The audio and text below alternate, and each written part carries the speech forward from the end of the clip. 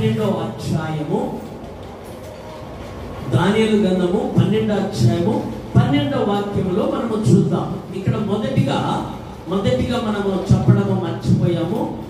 ఉగ్రత దినము నుండి ఎవరు తప్పిస్తారని పోయిన వారంలో నేర్చుకున్నాం. అంతేనా? కరెక్టేనా కాదా చెప్పండి. ఇప్పుడు కరెక్ట్ అని నువ్వు పాస్తమ్మా, నువ్వంటే మందిరంలో ఉన్నావు, నీకు తెలుసు. ఇప్పుడు ఎవరెవరు చెప్తారు ఇక్కడ? ఉగ్రత దినము నుండి ఎవరు తప్పిస్తారు, ఎవరెవరు తప్పించుకుంటారు అనే సబ్జెక్టు పోయిన వారంలో చెప్పుకున్నాము. మరి ఆ సబ్జెక్ట్ అందరికీ మీరంతా ఫెయిలే కదా? ఫెయిలే. స్కూల్కి రాకపోతే ఆ రోజు ఆ టీచర్ చెప్పిన మాటలన్నీ ఫెయిలే. ఇంకా ఆ సబ్జెక్ట్ ఫెయిల్ అయిపోతే ఇక పాస్ అవుతారా? ఫెయిల్ అవుతారా? ఫెయిల్ అవుతారు. కాబట్టి ఇప్పుడు మనము ఎవరెవరు తప్పించుకున్నారో, ఇక్కడేమో ఉగ్రత నుండి ఎవరు తప్పించుకుంటారు అనే సబ్జెక్టు పోయిన వారంలో నేర్చుకున్నాము. ఈ వారంలో ఎవరెవరు తప్పించుకున్నారో, దేవుని అనుసరించి నడుచుకున్న వారు ఎవరెవరు తప్పించబడ్డారో. తలల మీద ముసుగులు మాత్రం ఇవ్వద్దు. స్త్రీలు మాత్రం చాలా జాగ్రత్తగా తల మీద ముసుగు ఉండాలి. పురుషుడికి తల మీద ముసుగు ఉండకూడదు. ప్రభు చెప్పాడు, ముసుగేసుకొని వాక్యం చెప్పకూడదు, ప్రార్థన చేయకూడదు. దేవుడు పురుషుడికి ఏమై ఉన్నాడు నేర్చుకోవాలి, శిరసై ఉన్నాడు. మరి పురుషుడు స్త్రీకి ఏమై ఉన్నాడు? శిరసై ఉన్నాడు. కాబట్టి ఆ శిరసును మనము అవమానపరచకూడదు. కాబట్టి మనము తల మీద ముసుకేసుకొని దేవుని మాటలు జాగ్రత్తగా మనము వినాలని ప్రభు పేరట మీకు మనవి చేస్తున్నాను. ఇక్కడ దానియేలు గ్రంథంలో 12వ అధ్యాయము 12వ వాక్యములో ప్రభు మాట్లాడాడు. ఏం మాట్లాడినాడు ఇప్పుడు మనము ఇక్కడ శ్రద్ధగా చదువుకొని విని నేర్చుకుందాం. ఇక్కడ విందాం. 12వ అధ్యాయము 12వ వచనము. 1335 దినములు తాలుకొని కనిపెట్టుకున్నవాడు ధన్యుడు. హల్లెలూయా. చిన్న ప్రార్థన. మహాగణుడా, మహోన్నతుడమైన మా యేసయ్య, నీ బంగారు పాదములకు స్తుతులు స్తోత్రములు చెల్లిస్తున్నాం. చదవబడిన లేఖనము నీ దాసుల ద్వారా పరిశుద్ధాత్మ ద్వారా మీరు రాయించారు. నిలబడిన నీ దాసుడను ప్రభువా వ్యర్థుడను ఎందుకు పనికిరాని వాని నీ దాసుని నోట ఉంచి పరిశుద్ధాత్మ ద్వారా మీరు మాట్లాడి బలపరిచి స్థిరపరిచి సహాయం చేయమని యేసు నామములో ప్రార్థిస్తున్నాం కన్న తండ్రి. ఆమేన్. హల్లెలూయా. హల్లెలూయా. ఇక్కడ చదవబడిన లేఖనం మనకి ఏమని సెలవిస్తా ఉందంటే 1335 దినములు తాలుకొని కనిపెట్టుకొను వాడు ధన్యుడు. దేవుని కొరకు కనిపెట్టుకున్నాడంట. ఈ వ్యక్తి దేవుని కొరకు కనిపెట్టుకున్నాడు.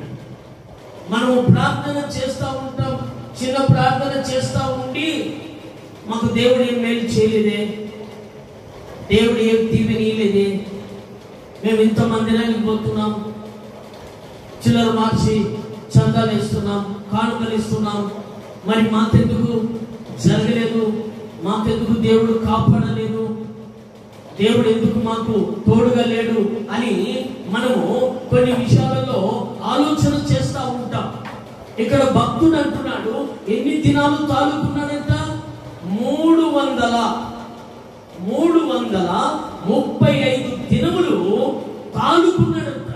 తాలుకొని దేవుడు ఇస్తాడు ఇస్తాడు ఇస్తాడు అని ప్రార్థన చేస్తూ నడుచుకుంటూ వచ్చాడు. ఆ విధంగా నడుచుకుంటూ వచ్చాడు కనుకనే ధన్యుడు అంటున్నాడు ప్రభు. ఏమంటున్నాడు? ధన్యుడు. 335 దినములు తాలుకొని కనిపెట్టుకున్నవాడు ధన్యుడు అంటున్నాడు. దేవుని కొరకు నువ్వు కనిపెట్టుకోవాలి. దేవుని కొరకు నువ్వు కనిపెట్టుకోవాలి. దేవుడు నీకు దీవెనించేంత వరకు కనిపెట్టుకోవాలి. దేవుడు నిన్ను ఆశీర్వదించే వరకు నువ్వు కనిపెట్టుకొని నువ్వు ముందుకు నడవాలి. వెనకబడి సత్కలబడి నాకు దీవెన రాలేదు, నాకు ఆశీర్వాదం రాలేదు అని మనం ఆలోచన చేయకూడదు. తలల పైకెత్తండి. ఇక్కడ దేవుని వాక్యం సెలవిస్తా ఉంది, 335 దినములు తాలుకున్నాడంట భక్తుడు. తాలుకున్న తర్వాత ఏమొచ్చింది? ఆయనకు దీవెన వచ్చింది, ఆశీర్వాదం వచ్చింది. ఆశీర్వాదములో ప్రభు దీవించాడు. చప్పట్లు కొడుతూ ప్రభు నామమున యేషవు దగ్గరికి, యేషవు దేవుని కలిగి ఉన్నాడు, దేవుని ఆరాధించేవాడు, దేవుడు అంటే భయం కలిగిన వాడు, దేవుడు అంటే భక్తి కలిగిన వాడు. అలాంటి వాడు ఏం చేశాడు అని అంటే, తన అన్నలకు భోజనము సిద్ధపరిచి తీసుకెళ్ళమని తన తండ్రి చెప్తే తండ్రి మాట చెవ దాటకుండా అందరికీ ఆహారము తీసుకొని అడవిలోకి వెళ్ళాడు. అన్నలను వెతుక్కుంటూ వెళ్ళాడు. అన్నలకు వెతుక్కుంటూ వెళ్ళి అందరికీ భోజనము సిద్ధపరిచిన భోజనాన్ని మోసుకొని పోవాలంటే ఎంత కష్టం ఉంటుందో మీకు తెలియకపోవచ్చు. కానీ చాలా మంది పల్లెలలో గంపలకు ముద్దలు సంగటి పచ్చళ్ళు వేసుకొని పప్పు వేసుకొని గంపలో పెట్టుకొని తీసుకెళ్లి గెనాల మీద చేతుల్లో ముద్దలు పెడతా ఉంటారు. అలాగా ఎత్తుకొని పోయాడు. ఎవరు?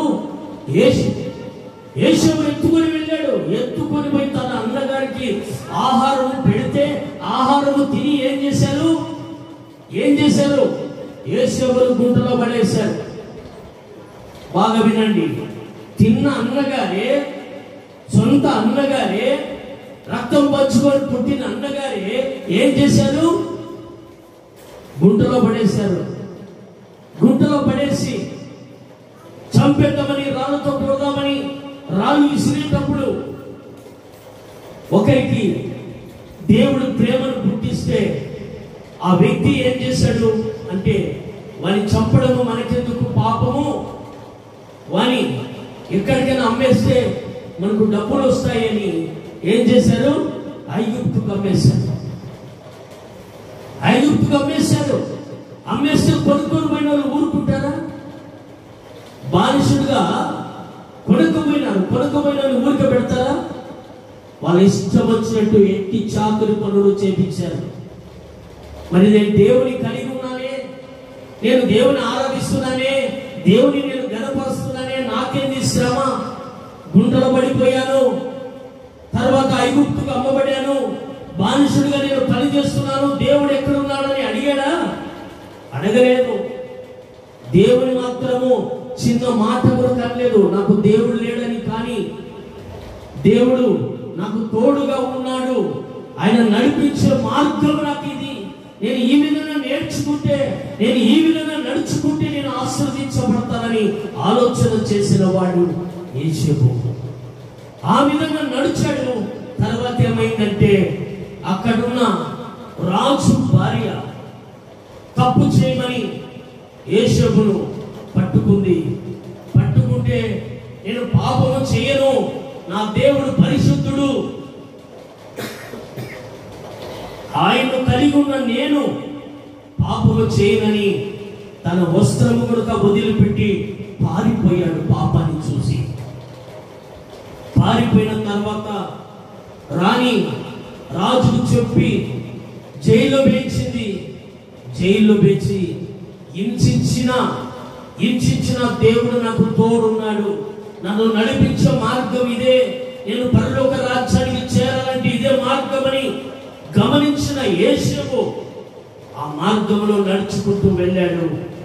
మరి అన్ని మార్గాలలో నడుచుకుంటూ వెళ్ళినప్పుడు జైలు అధికారి యేషవు ద్వారా జైలు అధికారి కూడా రక్షణ పొందాడు, మారు మనసు పొందాడు. అలాగా దేవుని కొరకు కనిపెట్టుకున్నాడు, దేవుని కొరకు ప్రార్థన చేశాడు, దేవుని కొరకు విజ్ఞాపన చేశాడు.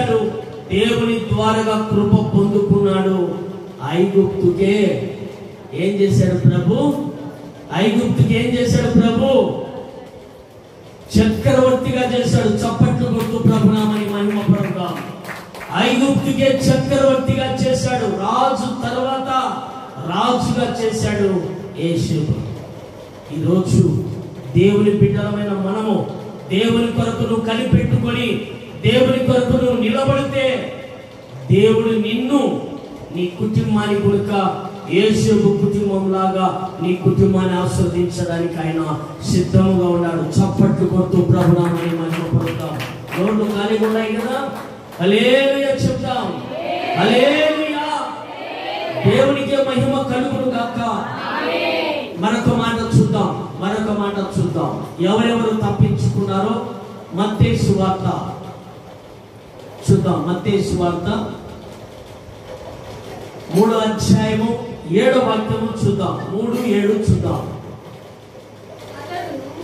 అతడు పరిసయ్యులలోను సద్దుకయ్యులలోను అనేకులు బాప్తిసము పొందవచ్చుట చూచి సర్వ సంతానమా రాబోవు ఉగ్రతను తప్పించుకొనుటకు నీకు బుద్ధి చెప్పువాడెవడు?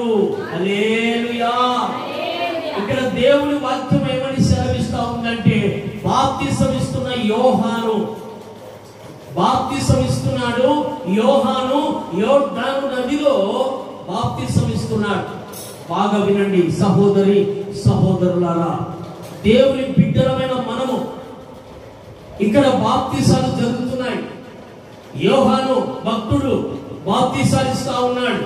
అక్కడికి అనేక మంది అక్కడికి వస్తున్నారు. యోర్దాను నదిలోకి అనేక మంది వస్తా ఉంటే ఇక్కడ అంటున్నాడు, యోహాను భక్తుడు ఏమంటున్నాడంటే సర్ప సంతానమా అంటున్నాడు. ఎవరిని అంటున్నాడు అంటే, ఎవరైతే లోకంలో నడుస్తున్నారో, ఎవరైతే పాపంలో నడుస్తున్నారో, ఎవరైతే అపవాదికి తోడుగా నడుస్తున్నారో, అపవాది మాటను ఆలోచన చేసి ఎవరైతే నడుచుకుంటున్నారో అలాంటి వారిని మరి ఈ భక్తుడు మాట్లాడుతున్నాడు. సర్ప సంతానమా, రాబోతా ఉంది ఉగ్రత. ఆ ఉగ్రత దినాన్ని గురించి రాబోతా ఉంది. ఒక దినము రాబోతా ఉంది. ఆ ఉగ్రత దినములో తప్పించుకోవడానికి నీకు బుద్ధి చెప్పేవాడు ఎవడు అని ఎప్పుడైతే యోహాను భక్తుడు అక్కడ మాట్లాడుతా ఉన్నాడు. అయితే ఇక్కడ భక్తుడు అంటున్నాడు 335 దినములు తాలుకున్నాడంట. ఎందుకు తాలుకున్నాడు అంటే దేవుని కృప కోసము కనిపెట్టాడు. దేవుని చిత్తము కొరకు కనిపెట్టాడు. దేవుని అనుసరించి నడుచుకుంటా వచ్చాడు. ధన్యుడైపోయాడు. ఈరోజు నాతో ఎన్నో వాగ్దానాలుగా దేవుడు నాతో మాట్లాడుతూ వచ్చాడు. కీర్తనల గ్రంథం ద్వారా నాతో మాట్లాడు. కీర్తనల గ్రంథం ద్వారా నాతో మాట్లాడుతూ వచ్చినప్పుడు నేను ఆ కీర్తన చదువుతూ ఆదరణ పొందుకుంటూ వచ్చాను. ఆదరణ పొందుకుంటూ నా సేవ చేయి, నా సేవకురా అని పిలుస్తూ ఉంటే నా సొంత డబ్బులు ఖర్చు పెట్టి బద్వేదికి బైబిల్ ట్రైనింగ్ చేయడానికి పోవడము, ఆబ్సెంట్ అయిపోతే పోని, నాకు దేవుడే కావాలంటే పాస్టమ్మ సహకరించింది. నువ్వు పో ప్రభు రమ్మంటే పో, నిన్ను ప్రభు బతికించాడయ్యా, నిన్ను బ్రతికించాడు కాబట్టి ఈరోజు నాకు నువ్వు తోడుగా ఉన్నావు. అదే ప్రభు బతికించకపోతే ఈరోజు నువ్వు మట్టిలో ఖర్చు పెడితే నా బ్రతుకు ఎలాగ అయిపోయేదో అనేసి త్యాగం చేసిన త్యాగమూర్తి ఈ పాస్టర్. త్యాగం చేసింది. నాకున్న ఏ సొమ్ములు నాకు అవసరం లేదయ్యా, ఏవి నాకు అవసరం లేదు. నాకు యేసయ్య కావాలా, నాకు నువ్వు కావాలా, నువ్వు బ్రతికితే చాలు, నువ్వు యేసయ్యతో ఉంటే నాకు చాలు, అంతకంటే నాకు ఏమవుతాయి అని ఈ బిడ్డ త్యాగం చేసి నన్ను బైబిల్ ట్రైనింగ్ పంపించాడు. ఒక పక్క కోడలు గర్భవతి, నెలలైన రోజులు వచ్చాయి. ఆ బిడ్డను తీసుకెళ్ళాలా, హాస్పిటల్కి తీసుకెళ్ళాలా. ఒక పక్క మాకు డబ్బులు లేవు. ఒక పక్క ఆపరేషన్ జరిగించాలంటే ఇప్పుడు మా దగ్గర డబ్బులు లేవు. ఏం చేయాలో మాకు అర్థం కాని పరిస్థితి.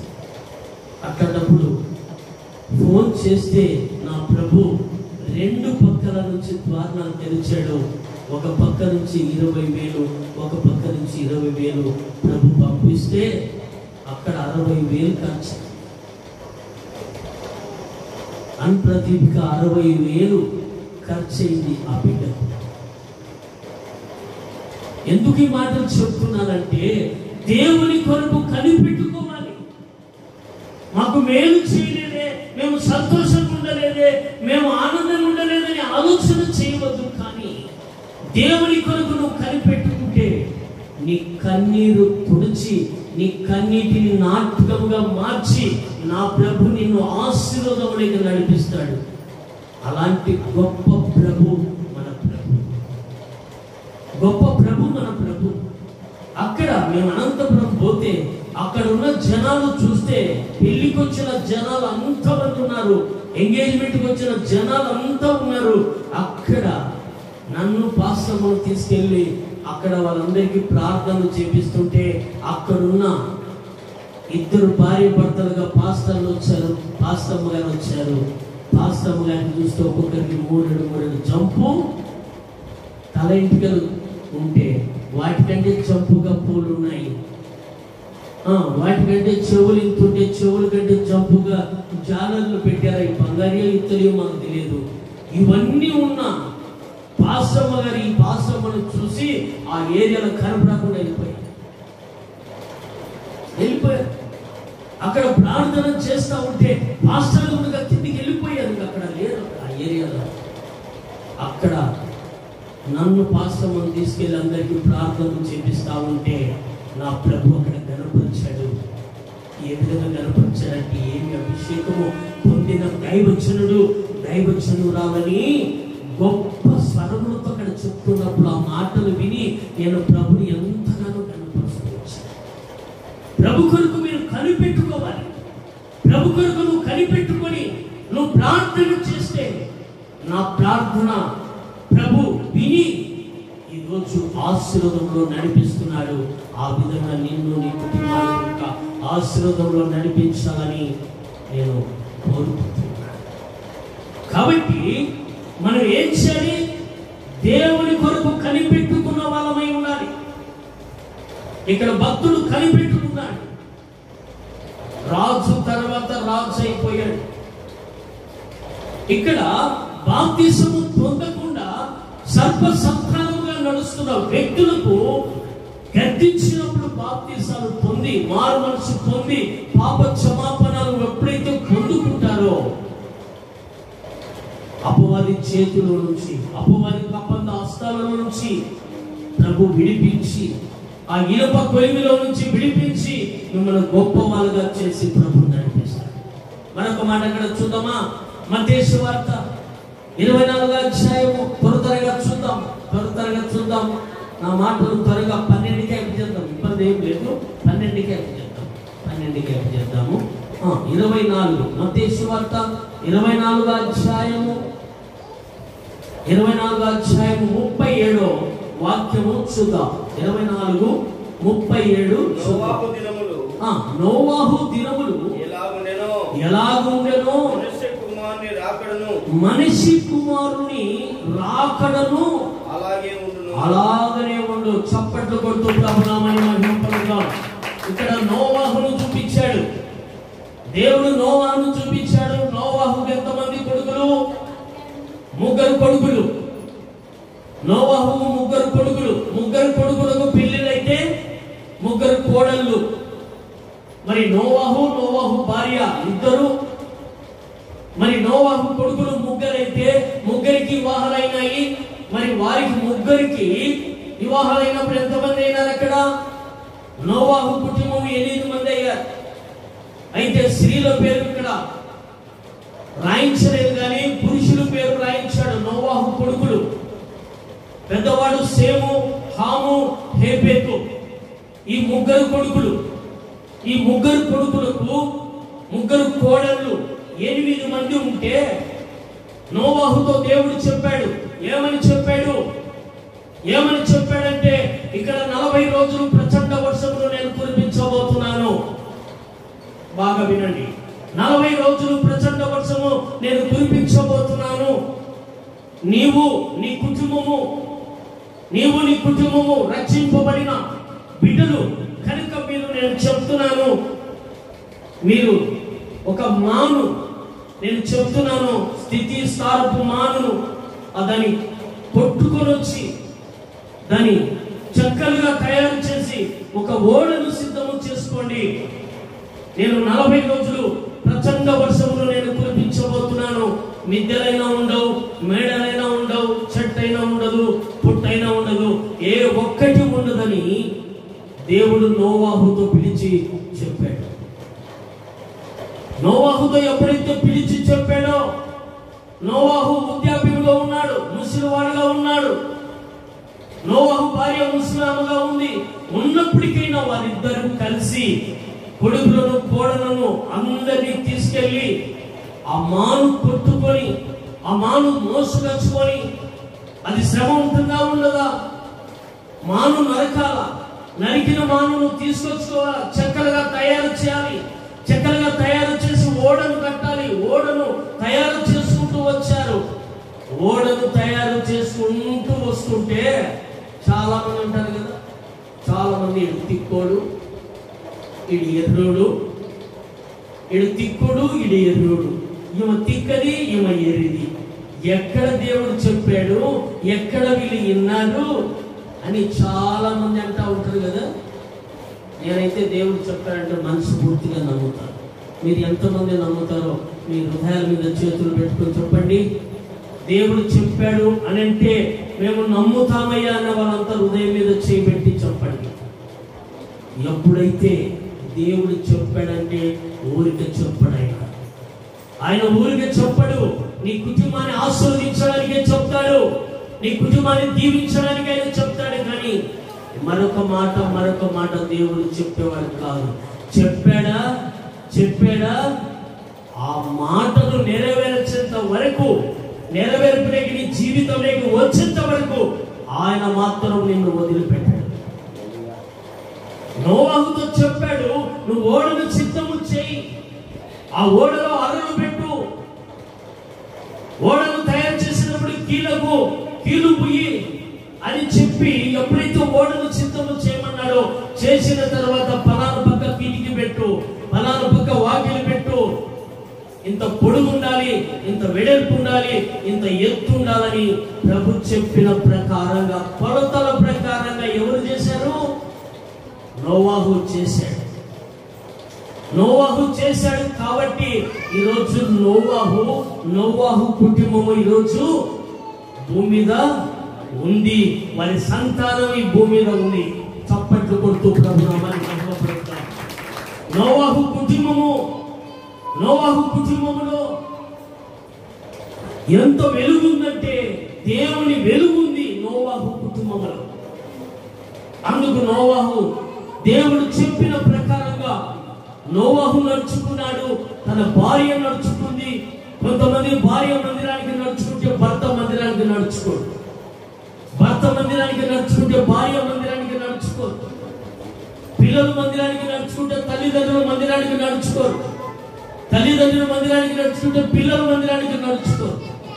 అయితే అక్కడ నోవాహు భార్య ఇద్దరు దేవుని మాటకు లోబడి నడుచుకుంటా ఉంటే తన కొడుకులు నోవాహు భార్య కంటే ఎక్కువ భయభక్తులు కలిగిన వారంట. ఎవరు? నోవాహు కొడుకులు, కోడళ్ళు. నోవాహు భార్య కంటే ఇంకా భయభక్తులు కలిగిన వారంట దేవుడు అంటే. అందుకే ఏం చేశాడు దేవుడు? మిమ్మల్ని దీవిస్తున్నాను. మీ దగ్గర నుంచి దీవెన ఎవరు తీసాడు? తెగులు మీ దగ్గరికి రావు, ఏ ఒక్కటి మీ దగ్గరికి రావు, మీరు భూమిని నింపండి అని చెప్పాడు. నోవాహు దినములలో ఎలా ఉంటుందంటే ఉగ్రత, 40 రోజులు ప్రచండ వర్షములో మిద్దెలు, మేడలు, చెట్లు కొట్టుకొని పోతున్నాయంట.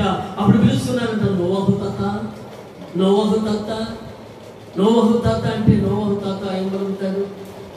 నేను పలుకుతానైనా, నాకు వినపొచ్చింది, నేను పలుకుతాను అంటే వాకిలి తాత మేము వచ్చాము, వాకిలి తాత మేము వచ్చామంటే ఎక్కడికి వస్తారు నాయనా? నా చేతిలో లేదు. వాకిలి తీయటము నా చేతిలో లేదు. ఎవరి చేతిలో ఉంది? ఎవరి చేతిలో ఉంది? ఓడను తేలిక చేసి నీళ్ళ మీద నడిపించేది ఎవరి చేతిలో ఉంది? యేసయ్య చేతిలో ఉంది. చప్పట్లు కొడుతూ ప్రభునామని మహిమ పరంగా యేసయ్య చేతిలో ఉంది కనుకనే ఓడను నీటి మీద నడిపించాడు. ఎక్కడే కానీ మునగలేదంట. ప్రచండ వర్షంలో మిద్దెలు, మేడలు, చెట్లు, గుట్టలు అన్ని లెవెల్ అయిపోతా ఉన్నాయంట. లెవెల్ అయిపోతా ఉంటే అందరూ మొత్తుకుంటున్నారట. ఓడ దగ్గరికి వచ్చి మొత్తుకుంటున్నారు, మేము ఇంత జరుగుతుంది అనుకోలేదు. కొంతమంది అంటా ఉంటారు కదా, ఏదో అయ్యా మాకు తెలియక మేము మందిరానికి పోలేదు అయ్యా. ఎప్పుడంటారు? యేసయ్య దగ్గరికి పోయినాక ఇది నరకం లేకేనమ్మా, నువ్వు నడిచిన నడివేడిక ఇది, నువ్వు నడిచిన పరిశుద్ధ మార్గం ఇది అని పరిశుద్ధ మార్గంలో పంపిస్తా ఉంటే నరక మార్గంలో పంపిస్తుంటే అమ్మా ఇంత జరుగుతుంది అనుకోలేదక్క, నేను అనుకోలేదక్క, ఇంత జరుగుతుంది అనుకోలేదక్క, ఈ విధంగా జరుగుతుందని అనుకోలేదక్క, అలా వదిన ఇలాగ జరుగుతుందని నాకు ముందే తెలిసింటే నేను ఎంత భక్తి చేస్తున్నావు. మరి దేవుని వాక్యం నీకు వినపడతా ఉంది కదా. దేవుని దాసులు ఎంతో మంది వాక్యమును బోధిస్తా ఉన్నారు, దేవుని మాటలు చెప్తూనే ఉన్నారు. దేవుని ఉగ్రత నుంచి తప్పించబడాలంటే దేవుడు ఒక్కడే మార్గము, ఆయన ఒక్కడే సత్య మార్గంలో నేను నడిపించేవాడు, పాపం నుంచి విడిపించేవాడు, పరిశుద్ధ మార్గంలో నడిపించేవాడు ఆయన తప్ప మరొకరు లేరు అని దేవుడు ప్రకటిస్తా ఉన్నా మనం ఏం చేస్తున్నాము? పెడచెవర పెట్టి ఇదన్నీ మామూలే, పాస్టర్లు అంటే మామూలే, కానుకల కోసమే అనుకున్న వాళ్ళు చాలా మంది నన్నే అనుకున్నారు. కానుకల కోసం మందిరం పెట్టాడేమో, నాకు ఆ కానుకలు నాకు అవసరం లేదని నా ప్రభుత్వం అంటే తీర్మానం చేశాను. నన్ను బ్రతికించేవాడు నువ్వు, పోషించేవాడు నువ్వే. కానుక ఏమొచ్చినా నేను తగలను, కానుక నాకు వద్దు. ఈ కానుకంతా నీ మందిరానికి స్థలము కొన్నా కానుకనే పెడతాను, స్థలము మందిరము కట్టాలన్నా ఆ డబ్బులే వాడతాను, కానీ నేను మాత్రము వాడను. నువ్వు నాకు ఇస్తావని నేను దేవుని దగ్గర ఒక ఒడిమెడిక చేసుకుంటూ వచ్చాను. కాబట్టి ఉగ్రత దినముల నుంచి మనము తప్పించబడాలి అని అంటే దేవుని కొరకు మనం ఏం చేయాలని నేర్చుకున్నాము. ఏం చేయాలి మనం దేవుని కొరకు? ఇప్పుడే చదివినాం, ఇప్పుడే మర్చిపోయినామా? వెయిట్ చేయాలి. ఎన్ని రోజులు? దేవుడు కృప ఇచ్చేంత వరకు మనము ఎదురు చూడాలి. ఆ విధంగా ఎదురు చూస్తూ దేవుని కృప మనము పొందుకోవాలి. అందుకు సేము, హాము, హేపెతు ఈ ముగ్గురు దేవుని కొరకు నిలబడ్డారు. దేవుని కొరకు నిలబడి దేవుని ఆరాధిస్తూ దేవుని మహిమపరుస్తూ నడుచుకున్నారు. ఓడ కొట్టుకొని పోతుంది, మనుషులు కొట్టుకొని పోతున్నారు. అందరూ ఏమైపోయారు? ఎవరు లేరు. 3 రోజుల కల్లా ఎవరు మనిషి లేడు, చెట్టు లేదు, పుట్ట లేదు, గుట్ట లేదు, ఏ ఒక్కటి లేదు. ఏమైపోయిందంతా? కొట్టుకొని పోతే ఏమై ఉంటది? మనం చూస్తూ ఉంటాం కదా, కొట్టుకొని పోతే ఏమైపోతుంది? ఏముండదు, రాయి రప్పనే తేలుతుంది, ఇంకేముండదు, అన్నీ వెళ్ళిపోయినాయి. అలాంటి సమయంలో నా ప్రభు ఓడను ఏం చేశాడు? హరారాత పర్వతం మీద ఓడను నిలబెట్టాడు. చప్పట్లు కొడుతూ నీటిలో నుంచి తీసుకుని పోయాడు. మనం నీళ్ళంటే ఇప్పుడు ఇక్కడ కానలేదు కాబట్టి పాస్తాయి కనపడుతున్నాడు అంతే అని మీరు అనుకుంటా ఉంటారు. జలప్రయం వస్తే, ఏర్లు పారుతా ఉంటే, వంకలు పారుతా ఉంటే అప్పుడు మనకు అర్థమవుతూ ఉంటుంది. ఎందుకంటే కొట్టుకొని పోయే వాళ్ళని చూస్తే మనకు అర్థమవుతుంది ఎంత ఉగ్రత ఉంటుందని. కాబట్టి ఇక్కడ దేవుని వాక్యం ఏమని సెలవిస్తా ఉంది అని అంటే, దేవుని కొరకు నువ్వు కనిపెట్టుకుంటే దేవుడు నిన్ను దీవించడానికి ఇష్టపడుతున్నాడు. సరే, మరొక మాట కూడా మనం చూద్దాం. అపోస్తలుడైన పౌలు రోమీలకు ఒక పత్రిక రాస్తూ ఒక మాట అన్నాడు. ఆ మాటను కనుక మనం జాగ్రత్తగా చూద్దాం. ఆ మాట ఏమన్నాడో చూద్దాం. 5వ అధ్యాయం రండి. రోమీలకు రాసిన పత్రిక 5వ అధ్యాయము 9వ వాక్యము మనము చూస్తే మనకు బాగా అర్థమవుతుంది. 5:9. కాబట్టి ఆయన రక్తము వలన ఇప్పుడు నీతిమంతులముగా తీర్చబడి మరింత నిశ్చయముగా ఆయన ద్వారా ఉగ్రత నుండి రక్షింపబడుదుము. చప్పట్లు కొడుతూ ప్రభునామమును మహిమపరుద్దాం. హల్లెలూయా. గట్టిగా చెప్తాం హల్లెలూయా.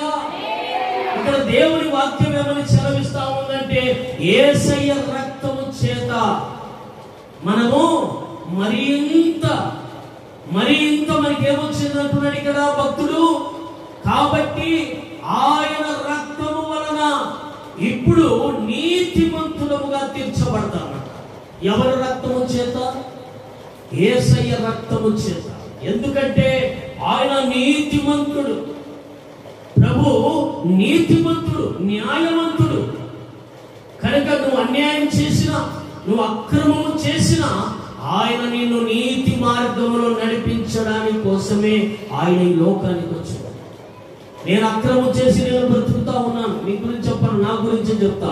అక్రమం చేసి నేను బ్రతుకుతా ఉన్నాను, లోకంలో బ్రతుకుతా ఉన్నాను, పాపంలో బ్రతుకుతున్నాను, శాపంలో బ్రతుకుతా ఉన్నాను. నన్ను ఆయన నా దగ్గరికి వచ్చి నాకు ఆయన గాయాలు చూపించిన తర్వాత ఈ గాయాల గురించి ప్రకటించాలా నువ్వని ప్రభు నాతో మాట్లాడుతూ వచ్చాడు. కాబట్టి మనము నీతిమంతులుగా తీర్చబడాలంటే ఏ విధంగా తీర్చబడాలని నేను కొన్ని విషయాలు దేవుని అడుగుతూ వచ్చినప్పుడు, నా రక్తమే నీకు రక్షణ అన్నాడు. చప్పట్లు కొడుతూ ప్రభునామని మహిమపరుద్దాం. రక్తమే, ఆయన రక్తమే మనకు రక్షణ. ఆ రక్తము ద్వారానే మనము రక్షణలో నడుస్తాం. ఆ రక్తాన్ని ఆశ్రయించిన ఏ బిడ్డైనా పవిత్రపరుస్తుంది, పరిశుద్ధమైన మార్గంలో నడుస్తుంది. ఈరోజు నేను బాప్తిసం ఇచ్చిన ఈ సంవత్సరంలో 2024 సంవత్సరంలో మొదటి జనవరి నెలలో ఒక అబ్బాయికి బాప్తిసం ఇచ్చాను. అంతకు ముందు మా చిన్న కోడలకు బాప్తిసం ఇచ్చాను. వాళ్ళు పెళ్లి రోజే బాప్తిసం తీసుకుంటామన్నప్పటికీ మా చిన్న కోడలకు కూడా బాప్తిసం ఇచ్చాను. అయితే ఆ బిడ్డలు నడుచుకుంటే నడిబడికి ఎలా ఉంది అనంటే, దేవునికి ఇష్టకరంగా నడవాలని, దేవుని ఘనపరిచే బిడ్డలుగా ఉండాలని, దేవుని మహిమపరిచే బిడ్డలుగా మేము ఉండాలని ఆలోచన కలిగిన వారుగా మరి ఉన్నారు. ఆయన రక్తాన్ని ఆశ్రయించాలి. ఇంకా ఎవరైనా రక్షణ పొందకపోతే, మారు మనసు పొందకపోతే ఆయన రక్తము చేత కడగబడండి, మీకు నిత్య రాజ్యంలో నా ప్రభు నడిపిస్తాడు. నీ కులాన్ని మార్చుకోమని లేదు, నీ మతాన్ని మార్చుకోమని లేదు, నీకున్న సంపద మార్చుకోమని లేదు, నీకున్న వస్తువులు తీసేవని ప్రభు చెప్పలేదు. నువ్వు కమ్మలు పెట్టుకుంటే పెట్టుకో, ముక్కురాలు పెట్టుకుంటావా పెట్టుకో, కాళ్ళకు గొలుసులు పెట్టుకుంటావా, కడియాలు పెట్టుకుంటావా పెట్టుకో, నీ ఇష్టం. పూలు పెట్టుకుంటావా పెట్టుకో, నీ ఇష్టం. అయితే నా ప్రభు అన్నాడు, ఏమన్నాడు? నా రక్తం చేత కడగబడి మారు మనసు, పాప క్షమాపణ, ఈ మూడే ఉంటే చాలు. నిన్ను పరలోక రాజ్యంలో ప్రభు దగ్గర నిన్ను నిలబెట్టుకొని ఆయన మహిమపరచబడాలని ఆయన కోరుకుంటున్నాడు. ఈ మధ్యాహ్న కాల సమయంలో దేవుని మాటలు మనము శ్రద్ధగా వింటూ ఆ మాటలు మన హృదయంలో మనము భద్రపరచుకోవాలి. కాబట్టి ఎవరి ద్వారా రక్షణ వచ్చిందంటున్నాడు? యేసు క్రీస్తు రక్తము ద్వారా పాప క్షమాపణ ఉంది. మనకు మోక్షం ఉంది. ఆ మోక్షాన్ని మనము పోగొట్టుకుంటున్నాం. ఆ మోక్షాన్ని పోగొట్టుకోకుండా ఆ మోక్ష భాగ్యములో మనం నడిచే వారముగా ఉండాలని దేవుని వాక్యం సెలవిస్తా ఉంది. మరొక మాట చూద్దాం. మొదటి తెస్సలోనికలకు రాసిన పత్రిక, అపోస్తలుడైన పౌలు తెస్సలోనికలకు రాసిన పత్రిక మనం చదువుదాం. మొదటి తెస్సలోనికీయులకు రాసిన పత్రిక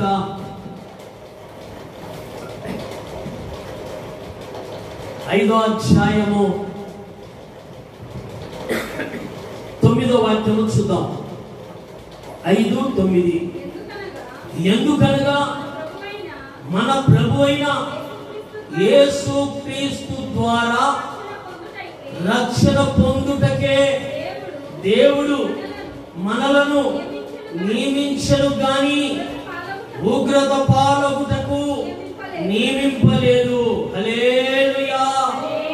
మన ప్రభు మనల్ని ఎందుకు నియమించాడు అని అంటే, నీవు రక్షణ మార్గంలో నడవాలని, రక్షణ పొందుకొని రక్షణ మార్గంలో నడిచి రక్షణను పొందుకొని పరలోక రాజ్యములో, నిత్య రాజ్యములో ప్రభు మహిమలో ఉండాలని దేవుడు కోరుకొని ఆయన నడిపించాడు. కానీ ఉగ్రత పాలగుటకు ఆయన పిలవలేదంట. ఉగ్రత పాలగుటకు ఆయన పిలవలేదు, కానీ నువ్వు రక్షణ మార్గంలో నడవాలని దేవుడు కోరుకుంటున్నాడు. ప్రియ సహోదరి, ప్రియ సహోదరుడా, ఇక్కడ దేవుని వాక్యము సెలవిస్తా ఉంది. దేవుని వాక్యం ఏమని సెలవిస్తా ఉంది అని అంటే, ఇక్కడ మనకు కనపడతా ఉంది. ఎందుకనగా మన ప్రభు అయిన యేసుక్రీస్తు ద్వారా. ఎవరి ద్వారాగా? భార్య ద్వారాగా. మన భార్య ద్వారాగా మనకు రక్షణ వస్తుందా? మన భర్త ద్వారాగా మనకు రక్షణ వస్తుందా?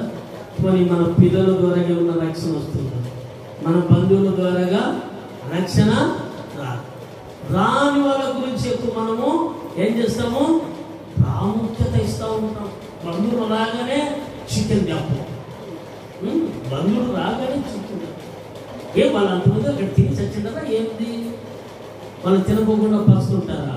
వాళ్ళు రాగానే చికెన్ లేదా మటన్ తెప్పం. ఏం వాళ్ళు వచ్చి అదే వేసి పెట్టాలన్నా? వాళ్ళని విడిచిపెట్టి మీరు మందిరానికి రండి. మీరు వాళ్ళని విడిచిపెట్టి మీరు మందిరానికి వచ్చారంటే దేవుని కృప మీరు పొందుకుంటారు. చప్పట్లు కొట్టుకుంటాం. వాళ్ళని విడిచిపెట్టి రండి. నేను ఎంతోమందిని విడిచిపెట్టేస్తాను. బంధువులు ఎవరన్నా కానీ ఆదివారం వచ్చారా? కూర్చోండి. నా ఇంట్లో చేసిన పుల్లగూరనము పప్పులను పెడతా. అదే తిని వెళ్ళాలి. అదే నాకు దీవెన. మీ దీవెన, మీరిచ్చే దీవెన నాకు అవసరం లేదు. నా ప్రభు ఇచ్చే దీవెన నేను పొందుకోవాలి. మీరిచ్చే దీవెన ఏముంది? మేము దీవిస్తామయ్యా అని నేను చేయి పెడితే నీలో ఉన్న జబ్బులని ఆ బిడ్డలకు వచ్చేస్తాయి. అంతే. జాగ్రత్త. మీరు ఎవరన్నా చేయి పెడితే మీరు పెట్టించుకోవద్దని. ఎవరన్నా కానీ అభిషేకం పొందిన దైవజనుడు మీ తల మీద చేయి పెడితే దేవుని దగ్గర ఉన్న అభిషేకము మీకు వస్తుంది. లేకపోతే ఏమొస్తుంది తెలుసా? ఆ మనిషిలో ఉన్న పునరచనాలని మీరేకి వచ్చేస్తాయి. ఇది సత్యము. నేను చెప్తున్నాను, ఈ మాట సత్యం. కనుక మనం ఏం చేయాలంటే, మన బంధువులు వచ్చినప్పుడు, స్నేహితులు వచ్చినప్పుడు, అరే ఈరోజు రావద్దు, వస్తున్నామని ఫోన్ చేసినా మీరు రావద్దు, ఈరోజు నేను మందిరానికి పోవాలి, నేను మందిరానికి పోకుండా రానురా, నేను మీకు చేసి పెట్టను అత్త, మీకు చేసి పెట్టను వదిన, మీకు చేసి పెట్టలేనన్నా, నేను ఈరోజు చెయ్యను. ఎవరు తెచ్చినా నేను చెయ్యను, ఎవరు చెప్పినా నేను వినను. నేను ఈరోజు దేవుని సన్నిధికి పోవాలా, ప్రభు దగ్గర నేను గడిపి రావాలా. తర్వాత రండి, తర్వాత సాయంకాలం రండి. ఏమైంది మీకేం కాలేదు కదా? ఇప్పుడే వచ్చి ఇప్పుడే తినాలన్నా? సాయంకాలం తినచ్చు కదా, ఆ రాత్రి అంతా తినచ్చు, తెల్లవారి కూడా తినచ్చు, మళ్ళా మధ్యాహ్నం ఉంటే మధ్యాహ్నం కూడా తినచ్చు. అప్పుడు కదా గ్యాస్ స్టవ్ అందుకుంటుంది. అప్పుడు ఇంకా ఉప్పు సోడా తాగు, జీరా మసాలా తాగు, ఈ వ్యవహారంలోకి వెళ్ళిపోతూ ఉంటారు. కాబట్టి దేవుని బిడ్డలమైన మనము ఆదివారం వస్తూ ఉంది అంటే మనకు ఒక తృష్ణ మనకు కలిగి ఉండాలి. ఆదివారం వస్తూ ఉందంటే ఒక తృష్ణ కలిగి ఉండాలి. పెద్దలకానే లేయాలా, పెద్దలకానే లేచి ప్రార్థన చేసుకొని కుటుంబానికి కావాల్సిన అంతటిని సిద్ధపరచుకొని దేవుని మందిరానికి ఎలా రావాలి? దేవుని మందిరానికి ఎలా రావాలి?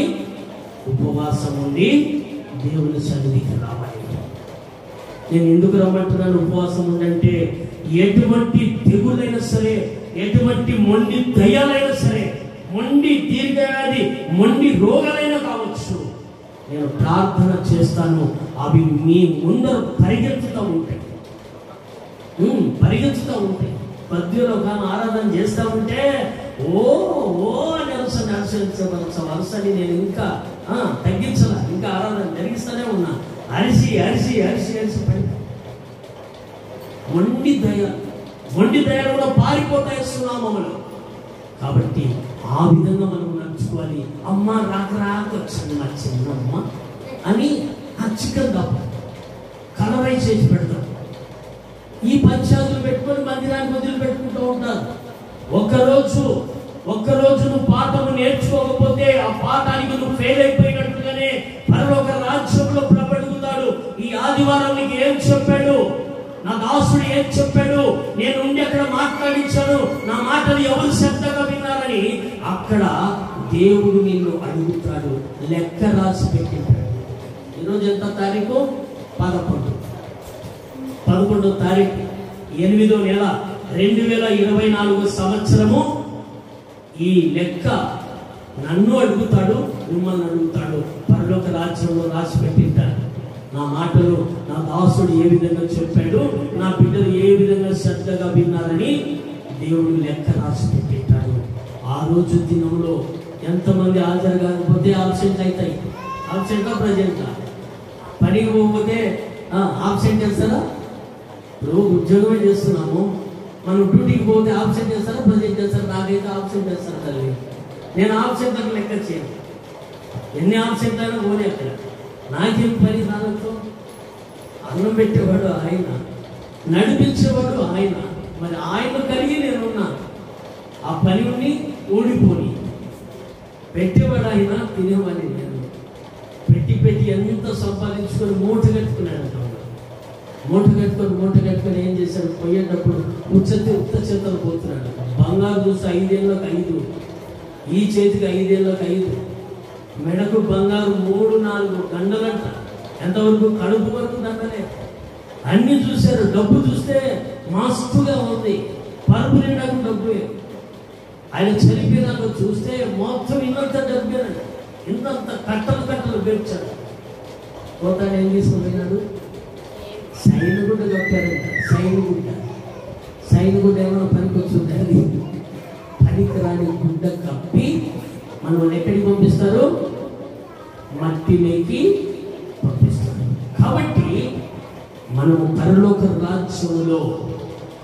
రాజ్యములో ఆ నిత్య రాజ్యములో ఉండడానికి మనము సిద్ధపడాలి.